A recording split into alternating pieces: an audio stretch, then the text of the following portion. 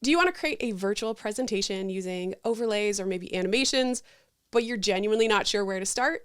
Well, I've been asked about this a few times. How do I actually create my virtual presentations? So that has inspired this 2-part series where I am taking you behind the scenes, and I'll show you the exact steps I follow every time I put together a virtual presentation. Whether that is live to a group or whether that's something that I record, I use the same process, and I'm going to share that with you in this 2-part series. Today, in this first part, it's about preparation. So how do I actually plan, map out the presentation, and then create graphics, create scenes, and put everything together so that I am ready to go when it's time to actually present.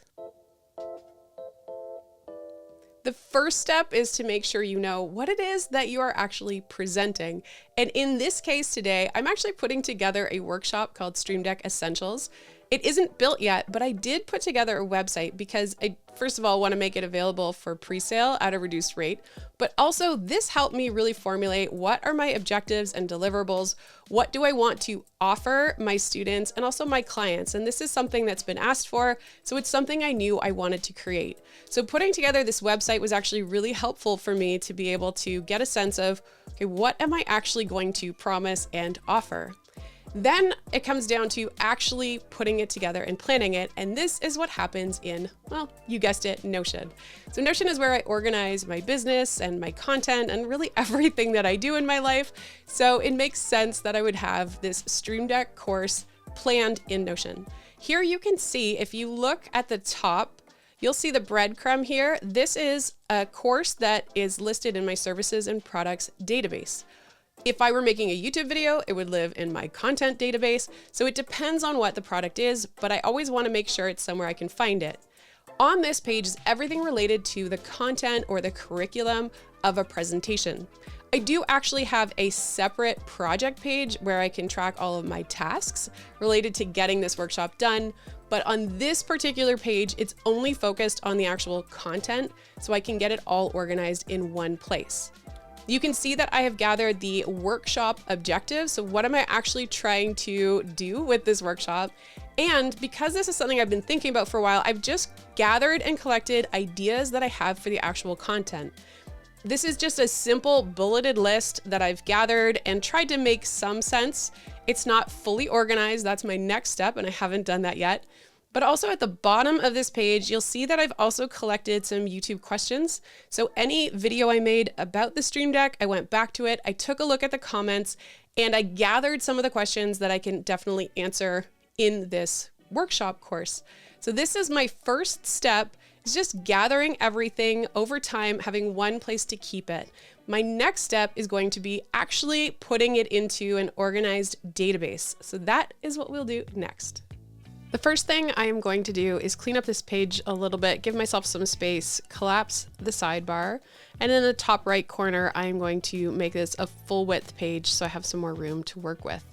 I am going to, above the ideas, create a new database.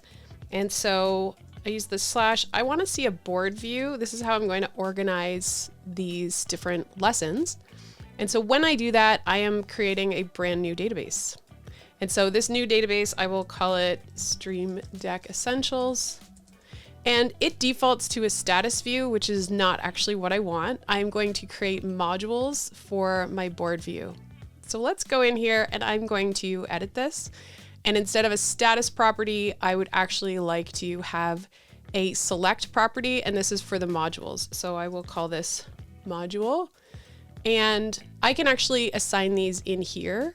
And we've got to not, these are not applicable. So I'm going to just delete these and we're going to start fresh with some new options. And actually this is where we don't have any modules assigned and I don't actually know what they are. And I'm going to also remove this property. So let's think about this, and I can actually add new modules up here. So the very first thing I see when I look at this list is that I'm probably going to have a module on the interface. I'm going to use the shortcut Command E, or you can do Alt E to highlight it in code so I know what it is.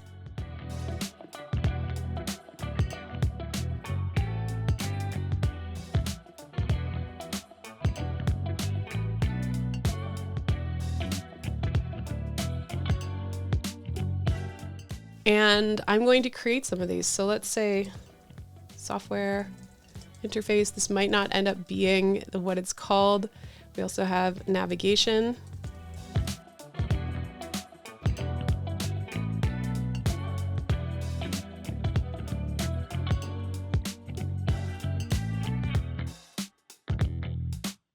That's what I'm looking at right now. This might change. Now it has some existing cards. I'm just gonna delete these. And if you don't know this, you can actually drag a block and it'll turn into a page. So I'm going to make this layout a little bit smaller. So the card sizes, let's just make these small so I can see all of them at the top. These are my current modules for this view. So I know that I want device and profile settings, store and sidebar all to be in there. And I could do this one by one if I wanted, drag this up, or I can grab a few of these, drag them up, and I've already moved these topics. So then we'll do the same for navigation, move those topics. There we've got pages. This one, all the actions will go together. So I think timer, these fall under Stream Deck controls, so I'll probably actually drag this whole thing under actions. And because it had sub bullets, which you now can't see, if I open this page, you could see those notes in here.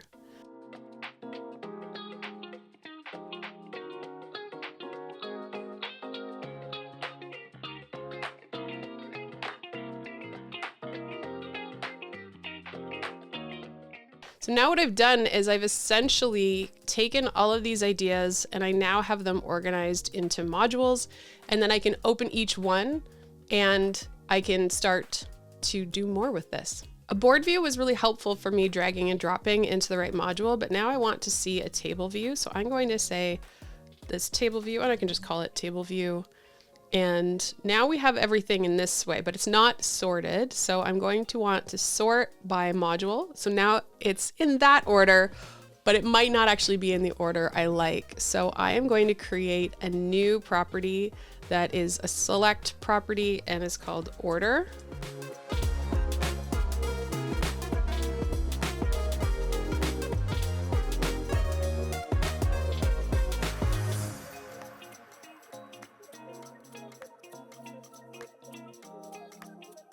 Okay, now I've got them ordered and I'm going to add order to the sort so that it'll first go by module, then it will go by this ascending order. So now I've got it in the order that I like, and I can start to actually plan these.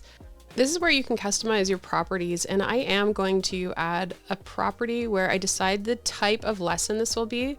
So I might actually just want a video lesson, might want video plus text instructions, or we might want a text only. There's certain cases where it might just make sense to have text only, and so we will call this format, lesson format.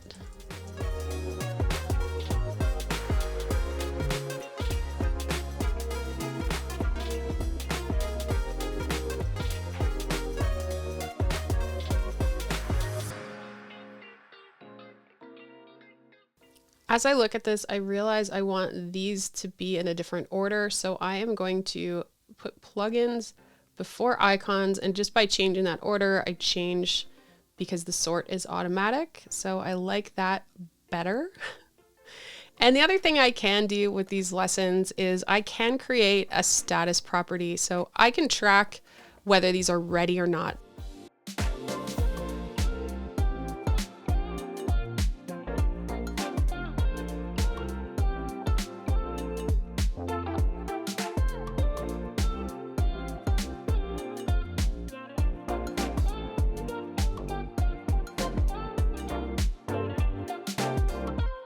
One thing I'm noticing is that I do want this course to include actual icons. It's not a lesson, but I will want to have an icon pack. And I also want an icon template that I'm going to put together and share so people can customize their own. So this will actually be separate. So icon downloads, maybe we'll call it. There we go. Now that I'm organized, I need to go in and put my notes. What are the things I'm actually going to cover? What am I going to teach? And make sure that I feel good before I go on to the next phase, which is going to be preparing the graphics or assets that I need to set up my scenes. Now that I've got some outline and I know generally what I'm going to say, I will start to set up the scenes. And in this case, I am using Ecamm Live because that's my preference, but the same principles will apply if you are using OBS. When it comes to setting up scenes, this is dynamic. So I have a general concept of what I want to say. I'll start building out the structure using the scenes, and then I'll typically kind of go back and forth and refine, which is completely fine because I haven't started recording yet. So this is really still very much in the prep phase. But once I start building out scenes, that's where things really start to come together. So let's take a look at one of the lessons where I've got a pretty good outline.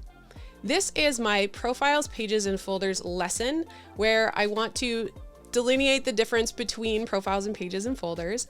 And if we look at this outline, I've kind of written down what are the main things I want to teach, and you'll see some red. The red means these are things I want to show or demonstrate. So these will be different scenes that I actually set up. Some of these are simple, like having some text on the screen or showing the Stream Deck software.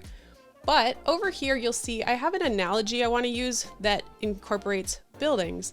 So in that case, I actually want to design a graphic. When I say design a graphic, I mean get a graphic from Canva. So if I have any graphics that I need to export, I will do that first. So let's go over to Canva. I have just a blank page set up, and I want to look for a building graphic that I can add to a scene. So in this case, I have the Pro plan, which allows me to export. If I say share, I can actually export with a transparent background. If you have the free plan, you can actually design a shape so that it fits in your scene. So you can actually pick the background color you want and then create the design that way. So that is one option. In this case, I'm going to simply add the graphic and I'll export with transparent backgrounds. Because I want the graphic to be white, I'm going to choose the purple background, and then I can have a white design. I can see it clearly, and I'll just export the white design only. So let's take a look for some buildings.